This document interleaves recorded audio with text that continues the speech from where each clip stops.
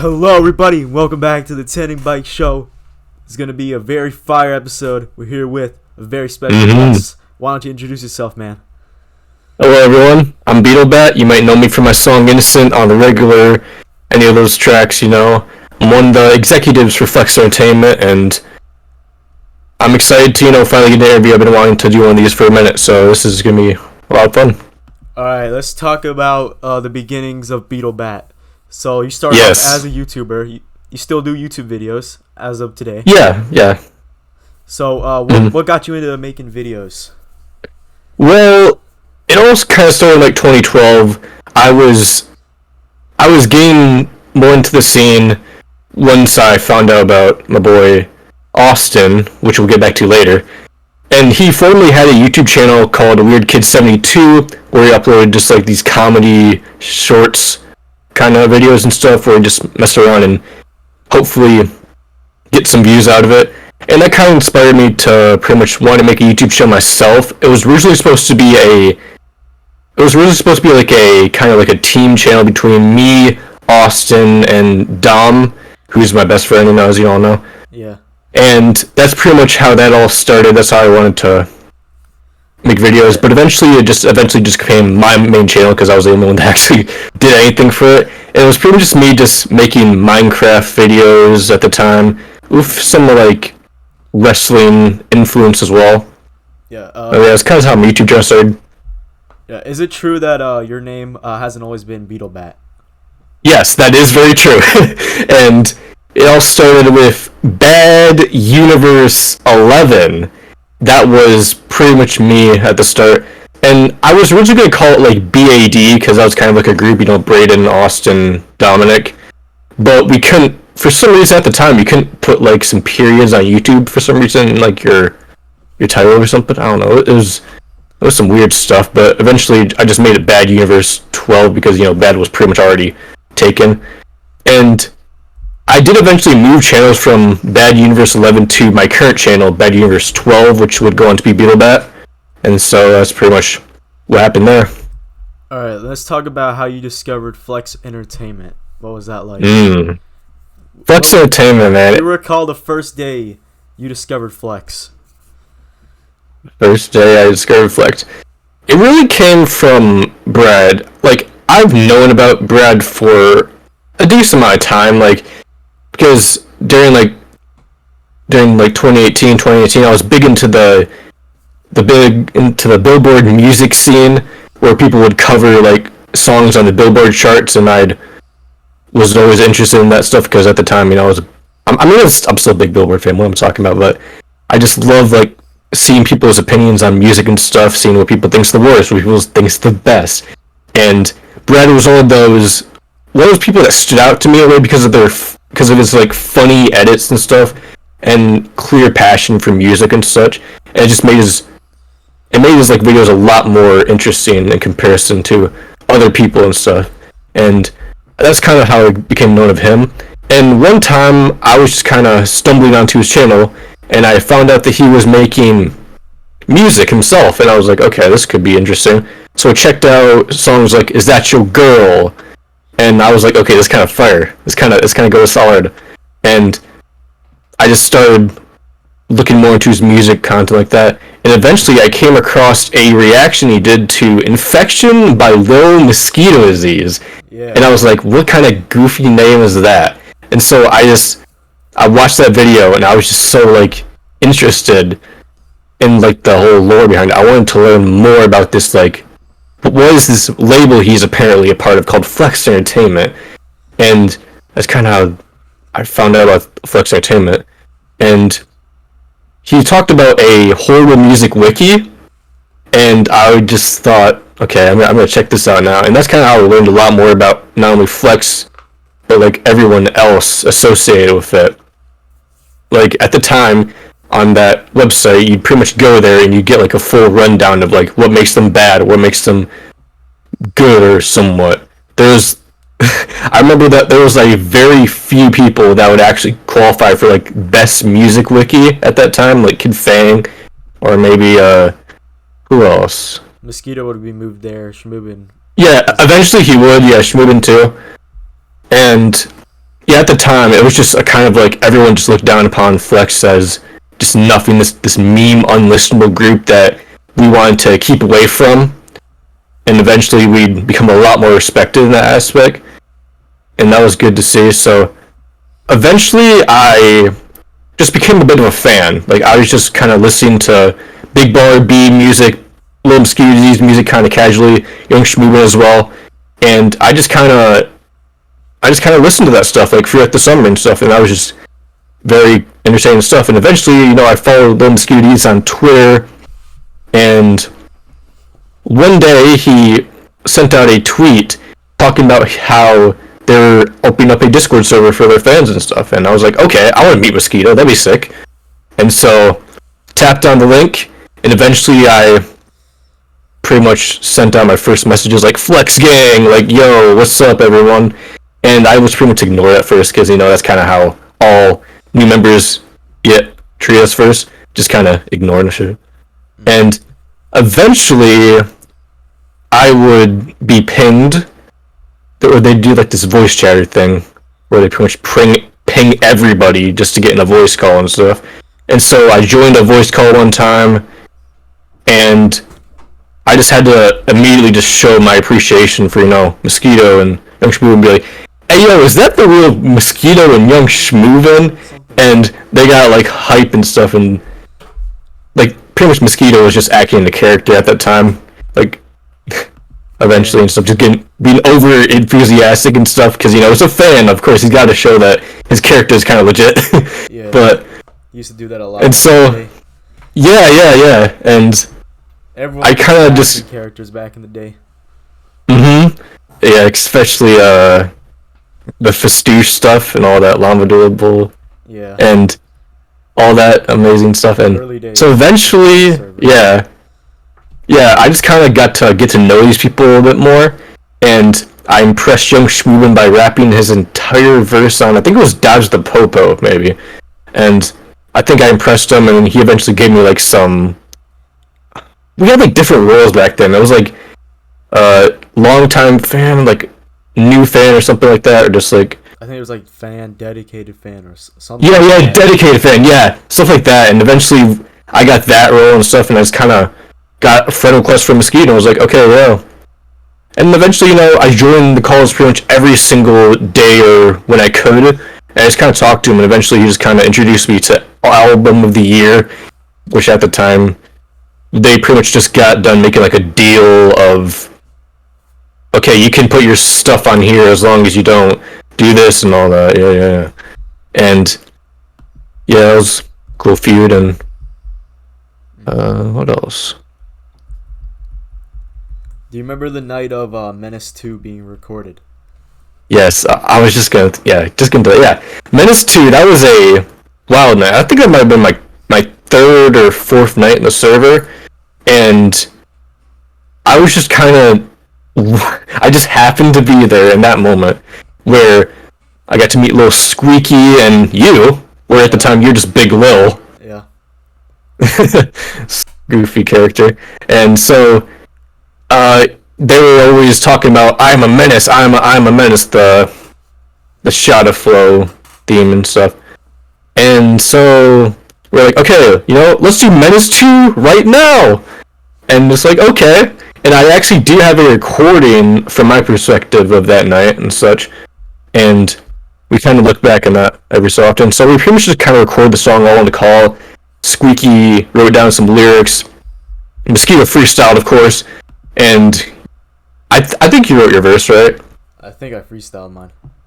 Okay, fair enough. And so eventually, we just kind of recorded that song. It was a lot of fun. I pretty much provided ad-libs because at the time I did not think about becoming a musician. I was just kind of there.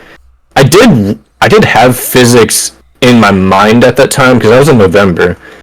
But other than that, I was not planning on becoming a musician, so I was just kind of a fan. Yeah.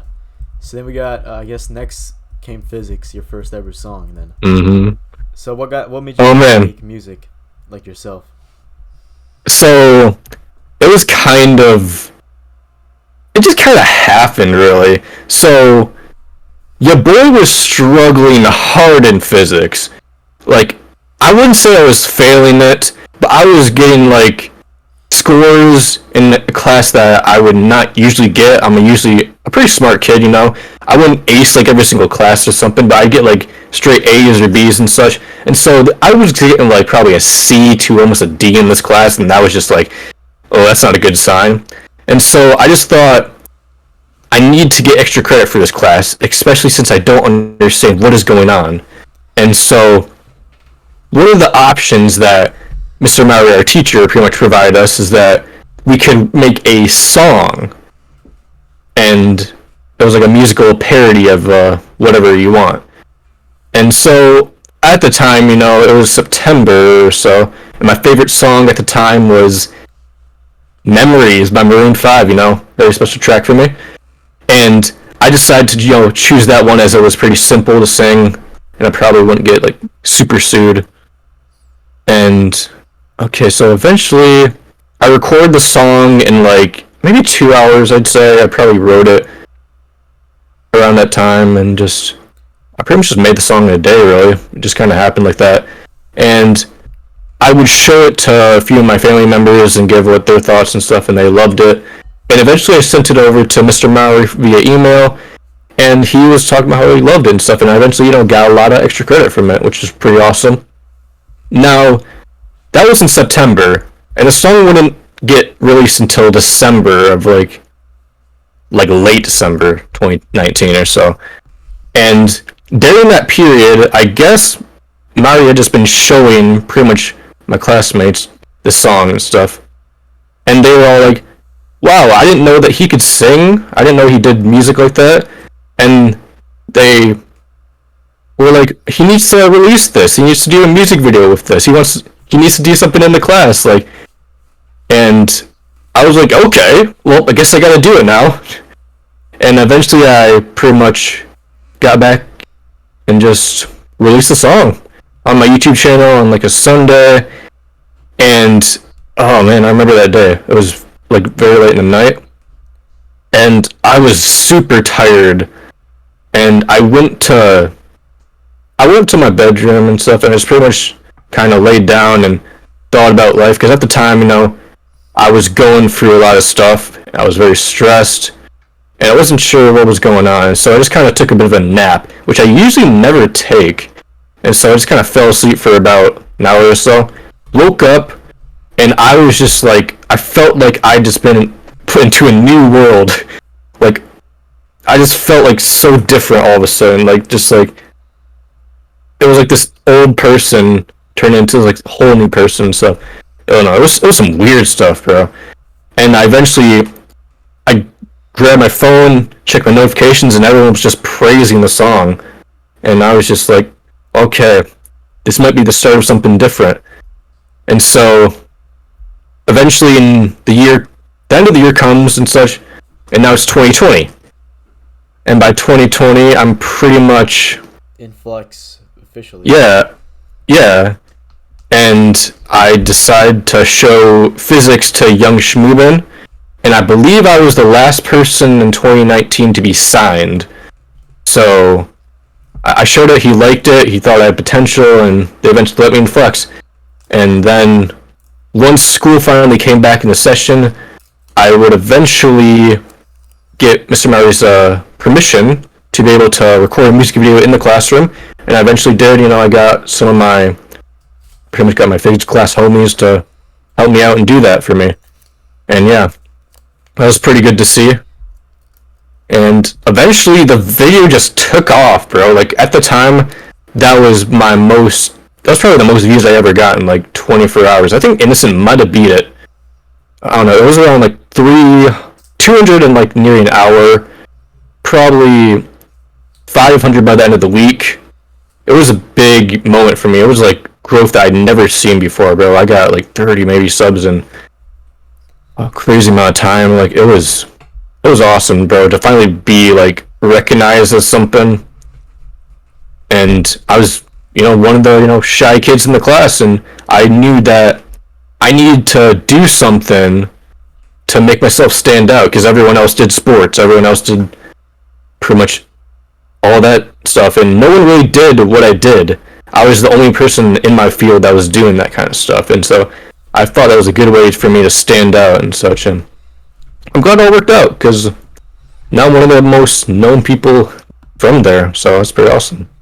Yeah, so then after that, I think it might have been like early in 2020 where you started the flex charts.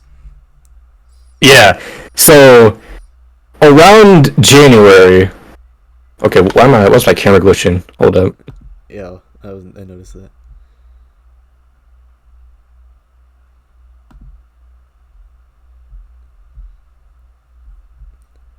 Difficulties.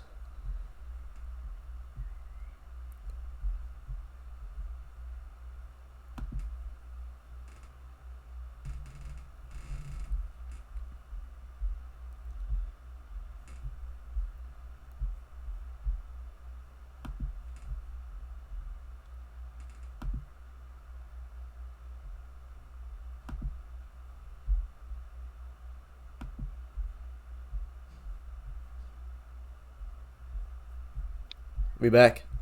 The heck?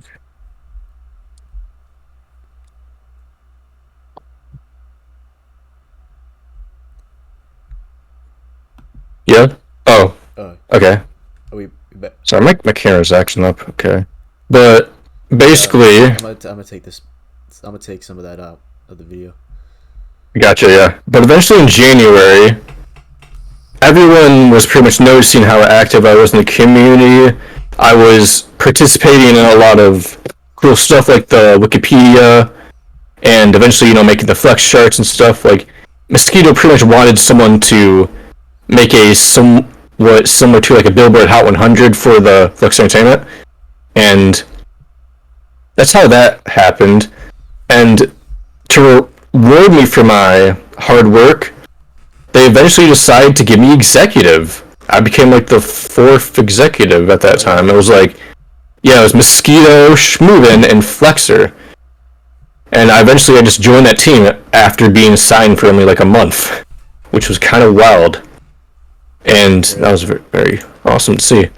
So then, and obviously it was a bit controversial as some people... Alright, keep going. Oh, yeah, it was a bit controversial at the time as some people thought, like, why is this guy who just came in like a month ago suddenly the executive? That makes no sense. And people who had been there for a long time were like, why could that have been me? Like, and I don't know, that was a weird point, but I think at the end of the day, I think they made the right decision. Yeah, so 6 months go by of you being executive. It is a bit quiet. You have one song out, but then your second song on the regular releases. So what was the process behind the song? Okay, for this song, I kid you not, it was kind of like a 6-month process, which is kind of embarrassing. So I started making this song in like January, right? I found this beat on YouTube, this free type beat, and I was like, okay, this is kind of cold. And eventually I just kind of laid down a hook at the time, which became the What It Do, What It Be. I kind of just wrote that in a few minutes or so. Like, what it do, what it be. And that just kind of came to my mind. And I didn't start recording that until like February maybe. And at the time I was only using Audacity to make my music. And so that was pretty much the only thing I was doing. And yeah, so I don't know why I was so cautious on making a song and why it took so long. I was just stalling very bad when it came to music. I just wasn't really all that confident about it yet. And so I just kind of kept making it every so often. Like when I get the chance, I just do this bit or this bit and stuff. And eventually quarantine hits, and that's when I had a lot more time to probably do stuff like that. And I would finally finish the song by May, and I was like, okay, maybe I could try doing some engineering and stuff. So I made up some tutorials and such, and tried my best to make my voice sound better on the song or so it's not that bad. And yeah, it was just kind of early production, not too great, but it was a start.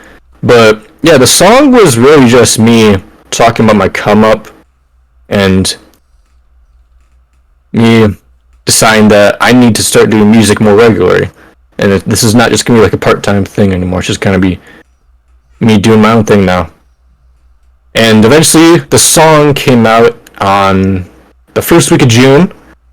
And initially, people did not like the song. People didn't really like it at all. A lot of people just called it bad. And I was kind of getting labeled as one of the worst in Flux Entertainment at that time. And that did hurt a bit, I will admit. But eventually, the song ended up growing on people. And that was very good to see. People just kind of recognized how catchy it was, and I'm glad people took that out of it, that's for sure. Yeah. And compared to like the Flex Discord, literally everyone I knew outside of it loved the song. Like, absolutely adored it. Eventually to the point where we eventually got it played at our prom in 2020, and that was a big moment for me. Just being able to see everyone who I didn't even realize even knew about that stuff, like, just like chanting that song and just going crazy for it, bro. Like, that was a crazy moment. And at the end, it's a great memory. Just being lifted up at the end with everyone chanting Beetlebat and stuff, man. Like, that was genuinely awesome. Great night. Yeah. So after that, we come to the Beginnings EP. What was the making behind Beginnings? So Beginnings was such a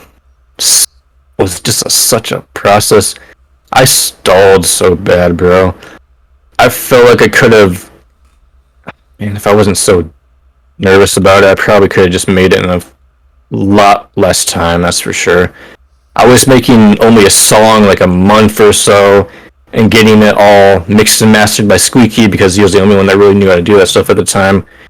And I just kind of slowly made these songs and kind of constructed them. Like, I always had the idea for it in my head, like the hooks and stuff, but I couldn't really put it down until later in the month, I don't know. And yeah, eventually we got songs like Fresh and Here We Go and Patrol and Turn It Up. And those are kind of the songs that I made, and pretty much just defied me trying out music for the first time, you know? I wasn't really the one behind it. I pretty much took all these like free non-profit beats off of YouTube and eventually just crafted them into my little tunes and stuff. Hopefully I won't get sued in the future for them, but only time can tell. Yeah. And yeah. So then and so oh yeah, what? But eventually in October 23rd, I would eventually release Beginnings, and it got mixed reviews, which I completely understand. Some people didn't like it, some people were alright with it. But eventually people would come back to it and be like, this is kind of good. I enjoyed this, and it was nearly in like the negative light at that point. It was probably gonna near in like the 40s or so, but eventually it got to where it is now. It's at 63, Damn. which was way too generous, honestly, but I get it. It's still something that, you know, I'm very proud of, you know, even if it's not my best work. It's definitely a starting point. I think Beginnings was very much a starting point for me musically. It's pretty much the worst thing you'll ever hear from me. And yeah, it's only going up from here, basically. Yeah, for real. That was only the beginning. It's only the beginning. So then, Yeah. when, I guess Patrol Remix came out about 2 months later. Then Yeah. it goes quiet again until we got a new song, Sun Goes Down. Yeah. So I'll go back to Patrol Remix for a second. So that song was such a hassle to make because at first I was going to get, you know, I mean, Squeaky was already on it, but I was going to get like Mosquito and Big Baller B on it. But I had hit up Big Baller B many times, and he just kind of aired me out, really. He didn't really answer anything. And eventually I just got Young Ryan G on it, and I was like, okay. And he was one of the guys that I had pretty much signed to Flex. And so I was like, okay, I'm going to give you a platform, and I want you to go crazy on it. And he was one of the only people that actually did something for the music video, which was very nice to see. And yeah, I'm glad the song came out good. And the music video isn't really a music video, really. It just kind of got uploaded in the Flex channel. And it was just pretty much something Mosquito put together.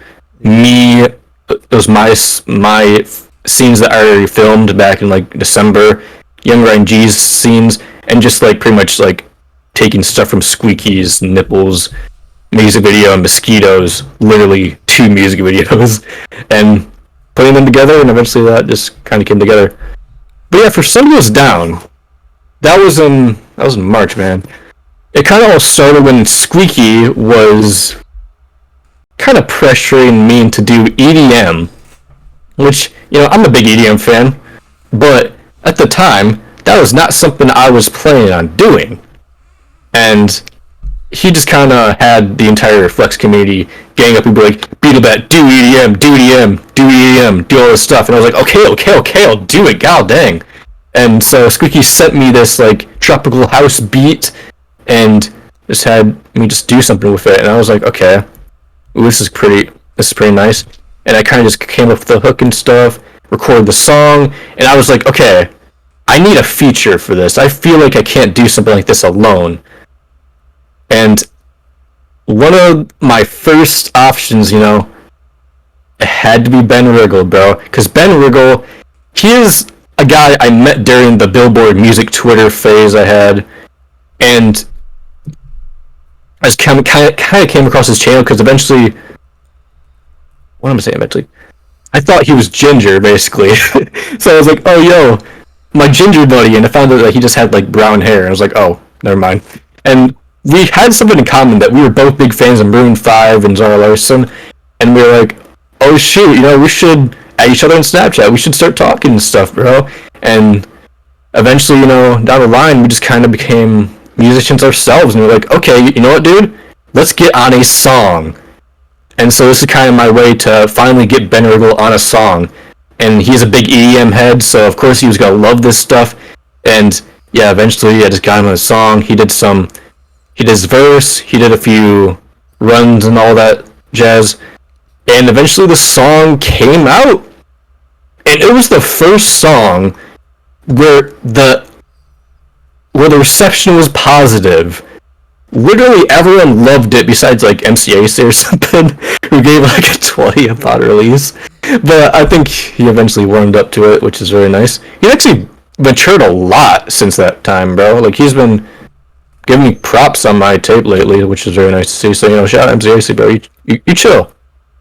And yeah, we kind of made that song, turned out pretty well, and we eventually did a music video for it in the summer of 2021, and we had been planning to meet up for a while and stuff, because the only time we had met was in 2018 at a Maroon 5 concert we went to, and we were like, okay, we gotta meet up at one point, bro, and obviously quarantine kind of screwed up any plans of that at that time, but we finally got to it in summer 2021 where we met up in Indianapolis, and we were like, okay, bro, we got like 2 hours to film a music video in this like hotel we rented, so let's do it. And so that was kind of the vlog style music video that became you know, Sun Goes Down music video. So it was very fun, you know, being able to collab with him. You know, he's a great guy and he's a good talent. You know, I'm hoping that he'll eventually man up and sign to Flex Entertainment and stop acting like it's the scariest thing ever and stuff. Like, we need him, bro. We really need him. We do. Shout out to Ben Riggle. Mm-hmm. Yeah, that's my guy.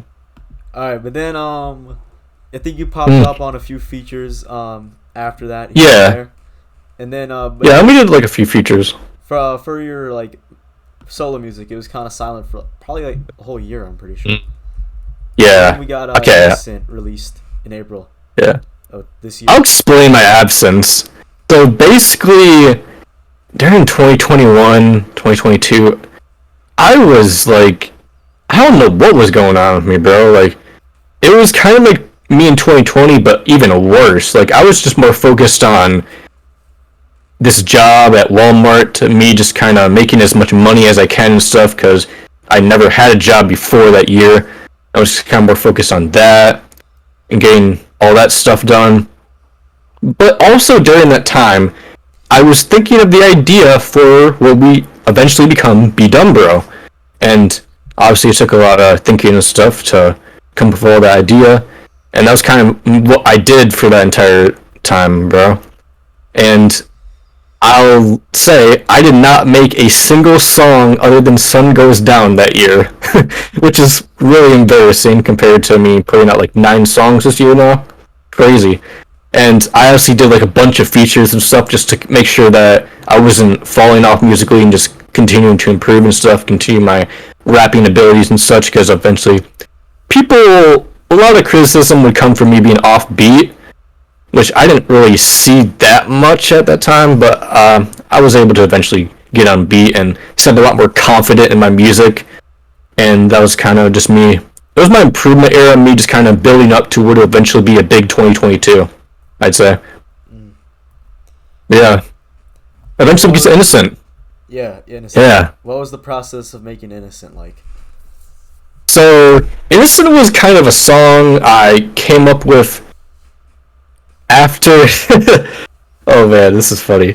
So, Is it in based off 2020, it's kind of based off a true story, but I kind of over dramatized it a bit, I'll be honest. But in 2020, I was gonna go to the library for like a study class and such, and I must have come in like a bit too early and something, and the teacher, like the assistant there, kind of got mad that I was coming in too early and I was making noise and distracting people, which I'm a pretty silent dude. I don't think I'll be able to distract a lot of people, to be honest. And so I just kind of came in there, like, I literally asked everyone, like, hey, was I making any noise? Did y'all even notice I came in? And they're like, no. And I was like, okay, then what's the problem? And it was just, I don't know, it was just a weird moment for sure. But yeah, that was eventually where I pretty much sat down at lunch and I was like, okay, yeah, I'm innocent. I didn't do nothing. Don't you think you can even try to do something? Like, I think I got notes or something from that day.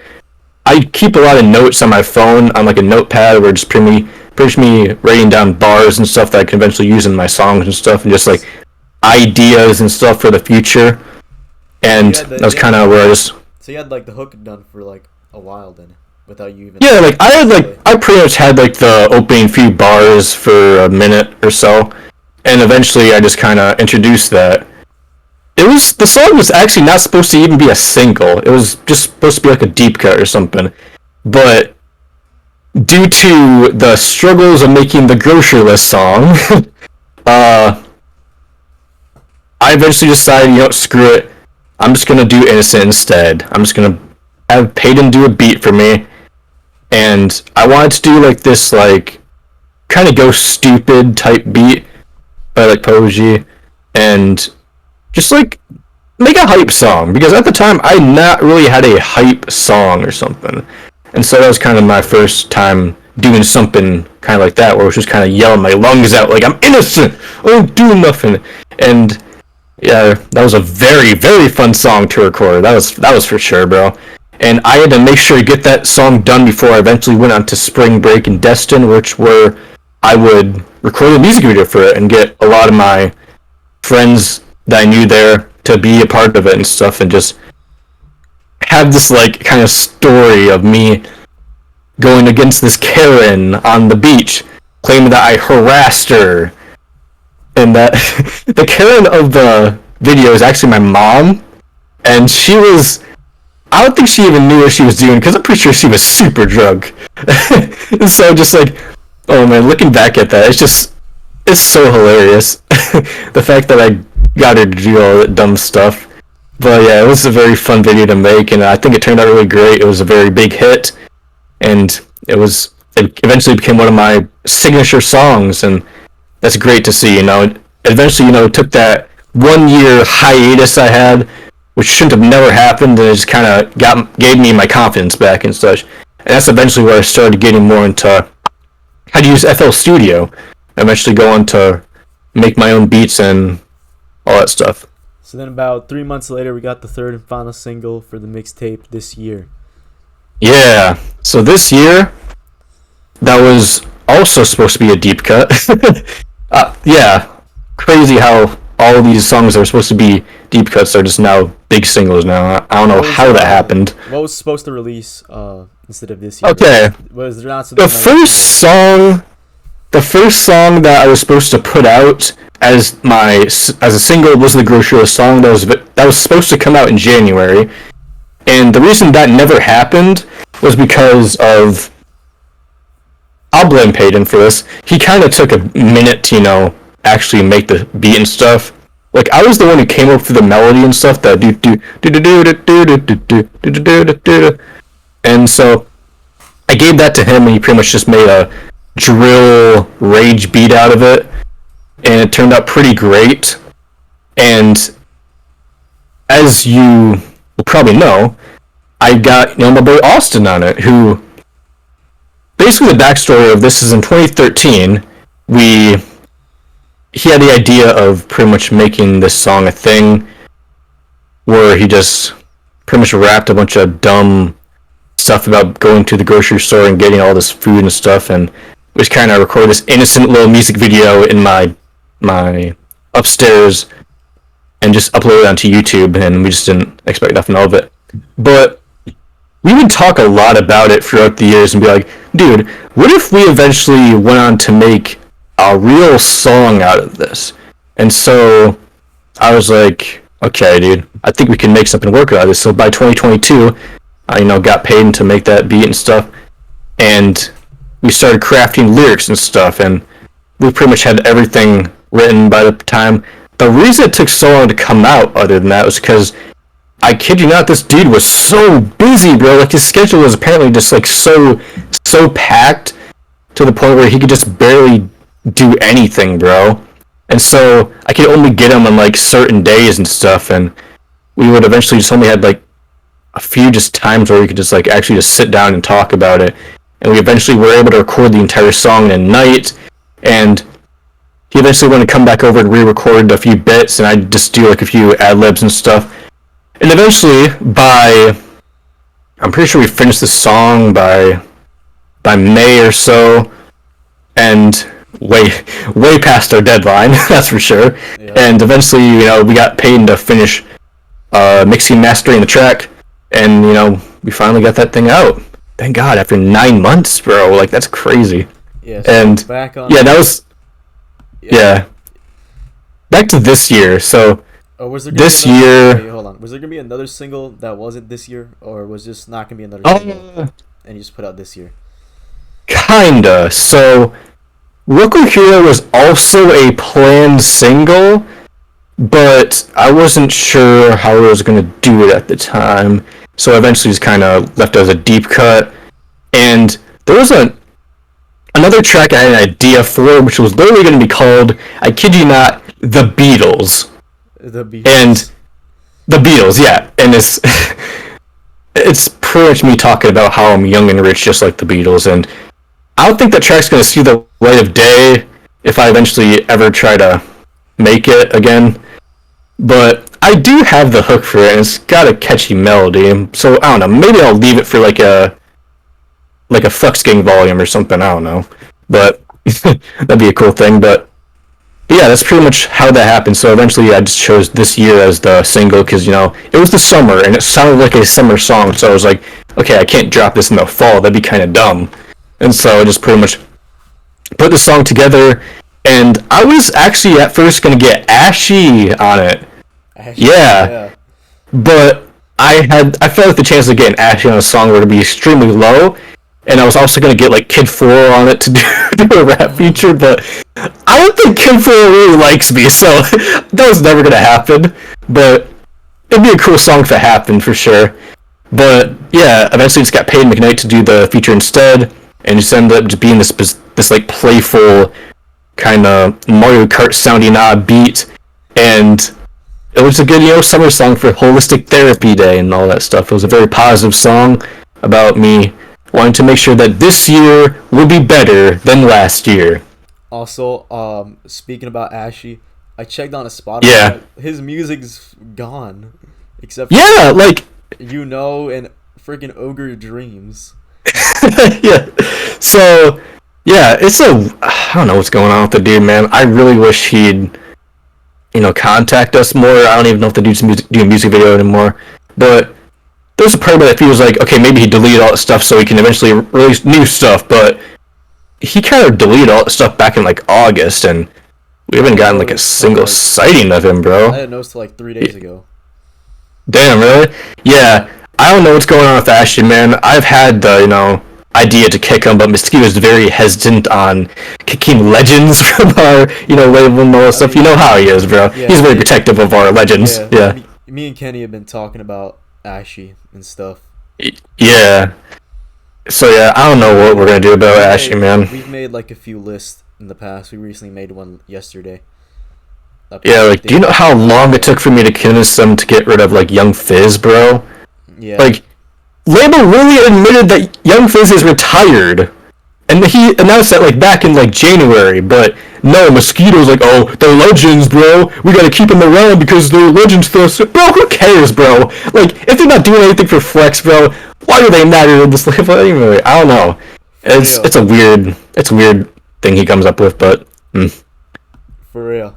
So then we got now we're today more recent times.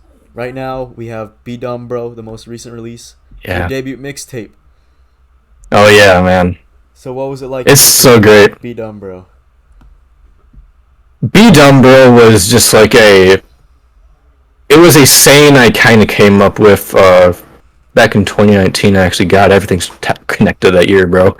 And it was just something that I was eventually just gonna make into like a internet meme label with people such as, Ruck, and because like I have a friend group and stuff outside of Flex and stuff who I'll talk to occasionally.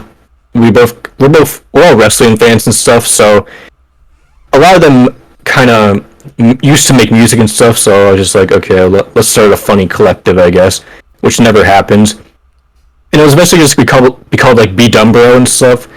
And, it's just something I came up with as a way to, tell people, if you have a vision, you have an idea, and you want to do it, you should do it no matter how dumb or stupid it is, because you never know what could occur from it. And that's been a very much a true thing when it comes to, my entire career, bro. Like, physics, bro, like, I did not think that was going to happen. Do you think I was going to expect physics to, become a song that like people have seen on Instagram reels like over almost like 400,000 times? No, I was not expecting that. And so stuff like that is just like, it's just the blessings of life, man. It's just, you never know what's gonna happen, man. And like Innocent, bro, that was a risk too, that was me being dumb and making a dumb story about me being harassed by Karen, or me harassing Karen apparently. Yeah. And eventually became a big hit. And it's just those risks, bro. Like, you just gotta take them, bro. You shouldn't be afraid to, you shouldn't worry about that much about what people think, bro. I think you should really do what makes you happy. That's for sure. And so that's kind of, the theme of this entire project, bro. And I eventually just wanted to make a record where I could just have as much fun as possible, because I felt like Beginnings was not me having as much fun. It was just kind of me making these like very generic rap tunes and stuff. It wasn't me really showing my creativity and such, But I think with this record, I think I truly reached it. Because Session is the opening track. It starts off as pretty much me talking to myself, really. Kind of like talking to a therapist in a way. Of me just kind of explaining like what I've been doing throughout this like period since like Beginnings to now, Be Dumb Bro. And that's pretty much what the entire song's about. And eventually, by the end, I eventually tell myself, you know what? Screw what people are thinking. Be dumb, bro. And that's eventually where it transitions into the Grocery song, which is literally me taking a sample from 2013. No, me, Austin being dumb kids, and eventually turning it into a full-on banger. And that's just kind of, really describes it in a way, man. And we got to the next track, which was Rucku Hero, pretty much taking a sample of my friend Ruck's song from 2017 and making that into something. and I just kind of keep going and stuff, like taking the like old things from my past and eventually bring it to the present, where I can pretty much like show people this is where I came from and all that Future, stuff. past, and present. And yeah, future, past, and present, baby. And that's kind of how it all occurred. But yeah, we eventually get to what was the next track?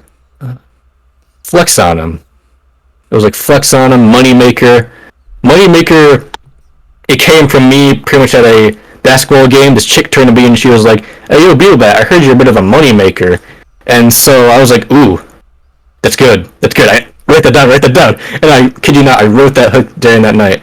And man, yeah, as you can tell, like I get inspired by just like the simplest things, bro. Just like anything that happens comes towards me. I'm just like, write that down. Write that down. And that's kind of how it goes. But yeah, Flex on Him. Next track, I just felt like I needed to try something out. This was another track I produced all alongside Record Hero and Session. And yeah, something I wanted to try, especially for this record, was to just produce my own beats and mix my own stuff. Even people don't think it turned out great, I'm at least proud of the fact that I did it. And that's kind of awesome. But Flex on was pretty special because while it's just a generic flexing track on the surface and such, there was a beat switch in the middle of it, which at that point I never had anything like that in my music, and I was like, okay, you know what, screw it, let's go from this like amphetic, over the top flexing track to this more dark downbeat track, you know, just like in a matter of seconds. And I wanted to get Kenny B on it, and he absolutely slid on that thing, bro. And he loves that track. I'm glad he does.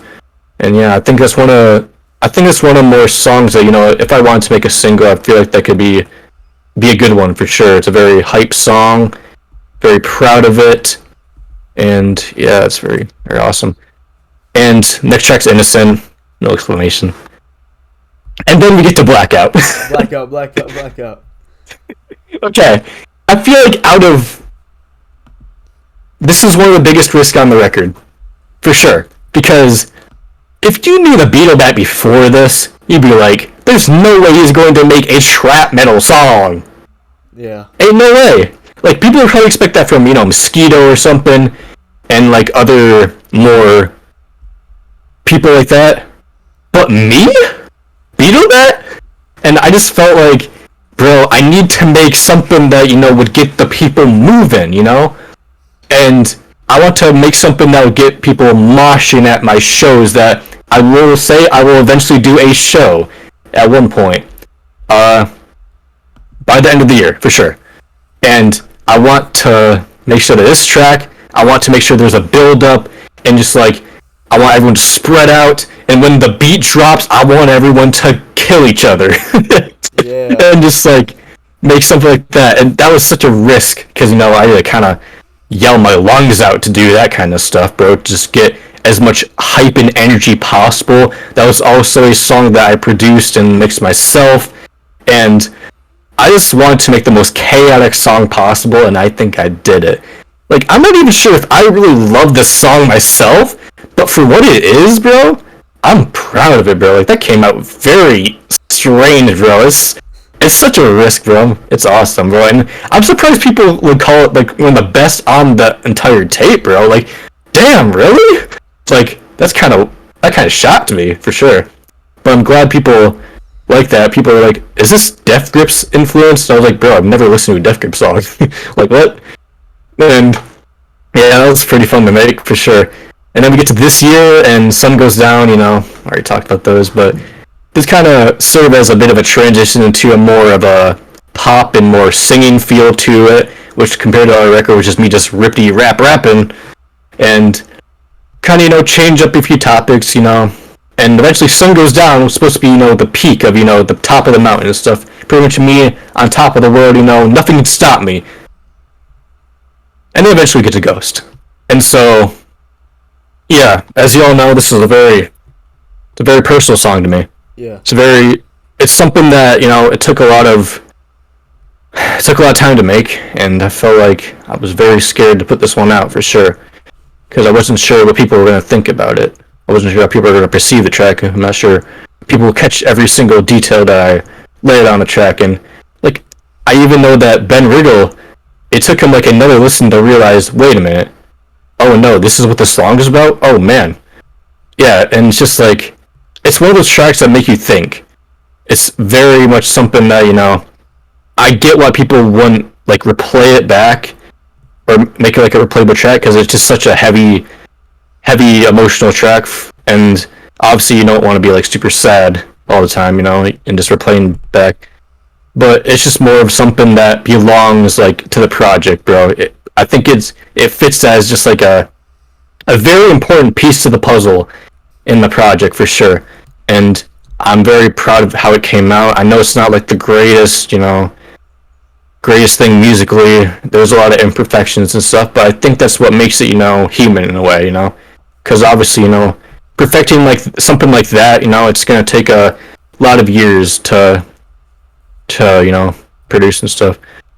And I'm just so proud how it came out, bro. And I'm glad people embraced it and are more open to it and stuff. And it's definitely is one of those tracks where I feel like if people like it and stuff, and maybe I could show my feelings more often, because I do like to hide some of my feelings a lot about certain topics and such. It's the reason a lot of my music's a bit more, it's a bit more positive and me just having fun and stuff, because I don't really love talking about all my personal details and stuff. But I think this is definitely something that's made me a lot more comfortable, and just putting something this personal out into the world and seeing the impact and stuff. I think, that's given me a bit of a confidence boost, And I'll say, I had a listen party with my friends and stuff down in Brady up at college and stuff, and they gave me a big hug after, they heard that track and stuff, and that was very nice, man. It was a great moment, and I'm glad that overall people did enjoy this mixtape. I'm just so glad that I got something in the green, bro, because before this I was just so used to getting these like mixed and negative reviews and stuff. But I'm glad that I got something like at least in the green, bro. And I know there's people that don't really like the record, and honestly, bro, like I completely understand, because it's such a wild whiplash of a record that I feel like it can only like appeal to a certain demographic and stuff. Like obviously, people that take music super seriously or like grade it super seriously probably wouldn't love the record, especially guys like Jake.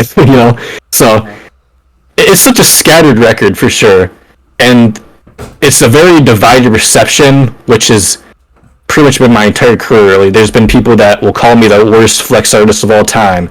There'll be people that like, this is all right, this is decent, people are like, okay, this is pretty good, it's good. And then there's people who will just be like, yo, this is the greatest flex project of the year. How did you make this? And it's just such a crazy amount of feedback where I just don't know where to decide where it lands and stuff. I'm just hoping that I made an improvement out of this record. I think I did, for sure. Yeah. And definitely. Yeah, I hope people really think about that way. And I'm just very proud of my growth from this point on. I think it made probably one of the most interesting flex projects of all time, maybe? Yeah. I mean, I don't want to prop my ego that much, but like, I think it's a very important benchmark record where I think I really want people to really take this as something where they can have as much fun as they want and just like not care about what people say, bro. Because like I feel like lately in flex, I feel like people are holding back on their potential. They're not really going as far as I feel like they could. I feel like people could try a lot more and make something even more great after that. And if they don't want to do that, that's okay. But I think that there are people here that I think are capable of much better things. Yeah, Be Dumb, bro. Great tape. If I'm being honest, probably top 3 Thank you, man. projects of the year. Probably my top 3. Hey, man, I appreciate it. All I'll get. Yeah. So, anyways, thank you for stopping by at the Tending Bike Show. Yes, man. And thanks to the viewers for watching this. This is quite a long one. Yeah, about an hour. Yeah, almost an hour. But anything else you want to say to the viewers before we head out? I just want to say, make sure to check out Be Dumb, bro, if you already have not, and I think you might enjoy it, you might hate it, you might think it's all right. I really don't know. Like, it's just it's a record where I don't know what people are gonna think, and I just hope, at the end of the day, you respect my vision and stuff, and my love for this, Flex thing. I love Flex. It's great, and I hope people, take it a bit more seriously. And I'm excited to, keep doing this music stuff, and I hope that people will be able to stick around and see where I go. Yes, sir. All right. Mm-hmm. Peace out. Peace.